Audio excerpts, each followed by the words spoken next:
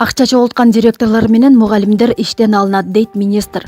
Министр Каныбек Исаков жалпы билим берүү уюмдарынын жетекчилерине, администрацияларына окуучулардын ата-энелеринен жана аларды алмаштыруучу адамдардан акча каражатын талап кылууга тыюу салды. Бул тууралуу Билим берүү жана Илим министрлигинен кабарлашты.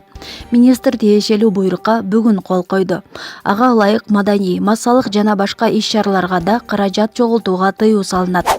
Мындан сырткары камкорчулар кеңештеринин жана ата-энелер комитеттеринин каржы маселелерине педагогикалык жааматтын жана административдик кызматкерлердин катышуусуна тыюу салынды деп айтылат маалыматта. Ошондой эле мыйзамсыз негизде акча чогултуу фактылары болбошу үчүн ыкчам байланыш линияларын жана ишеним өкөктөрүн уюштуруу тапшырылды. Бул буйруктун аткарылышы жалпы билим берүү уюмдарынын ар бир педагогуна жекече кол койдуруу менен жеткирилүүгө тийиш.